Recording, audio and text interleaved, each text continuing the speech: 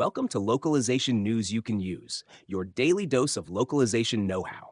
Right then, let's get stuck into the whirlwind of activity buzzing around our industry on this fine 29th of May, 2025. It seems you can't swing a cat without hitting a new AI development, and today is certainly no exception. Google's making waves with SignGemma, a nifty bit of on-device ASL translation tech. Think about the accessibility gains there. Truly groundbreaking stuff. On the European front, the DVPS AI project, part of Horizon Europe, is forging ahead, promising more innovation. There's also a fascinating discussion brewing about how AI is tackling the beautiful complexities of Chinese literature. It's one thing to translate words, quite another to convey centuries of cultural nuance, eh?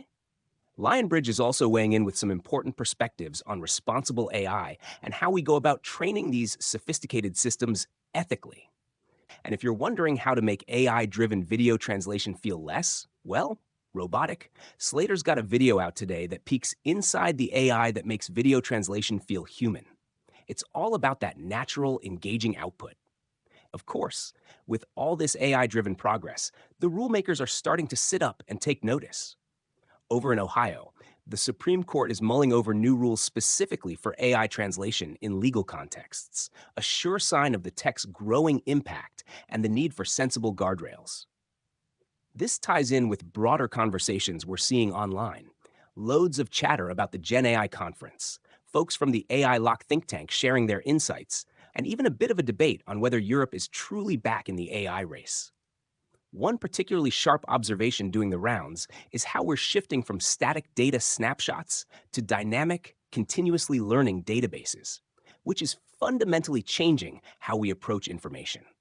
Naturally, the TOS Massively Multilingual AI Conference is on the horizon in Dublin, promising even more deep thinking on this. It's not all just about the rise of the machines, though.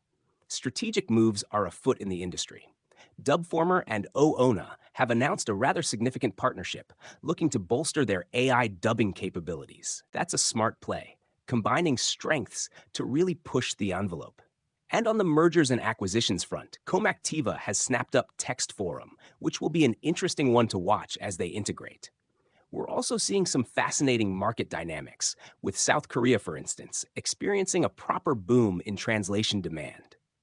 Now, with all this tech and market movement, it's a good time to get clear on what we actually mean by certain terms. There are some explainers out there today, clarifying the roles of language technology platforms versus language solutions integrators. It's all about understanding who does what in this increasingly complex ecosystem. A key theme emerging from these discussions, and something that's cropping up in various online posts, is that customization is rapidly becoming the new competitive edge. Generic solutions just won't cut it anymore. Clients are looking for tailored approaches. The regulators and policymakers are certainly keeping busy beyond just AI. Quebec is set to introduce French language requirements for streaming platforms. This isn't just about compliance, it's a significant nod to cultural preservation and ensuring linguistic diversity in digital entertainment. Speaking of linguistic standards, Beijing is in the midst of a lively debate about the quality and consistency of English translations on public signs. It's a classic localization challenge, balancing clarity, cultural appropriateness, and accuracy. Amidst all this technological advancement and regulatory hustle, let's not forget the human element, which, thankfully, is still very much at the heart of our industry. The Booker Prize for Translation.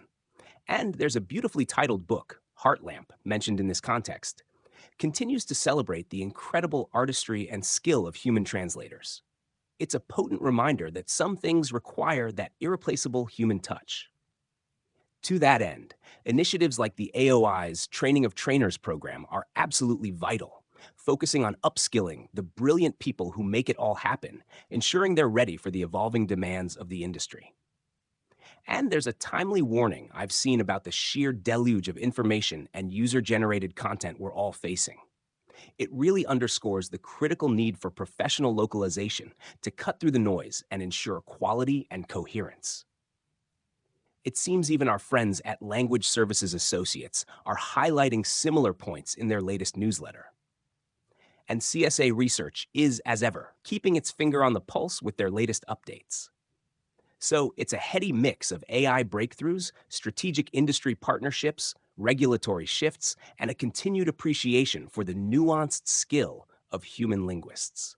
Customization seems to be the name of the game, and everyone's trying to figure out how to best integrate these powerful new AI tools responsibly and effectively. Thank you for listening to this episode of Localization News You Can Use, your daily dose of localization know-how.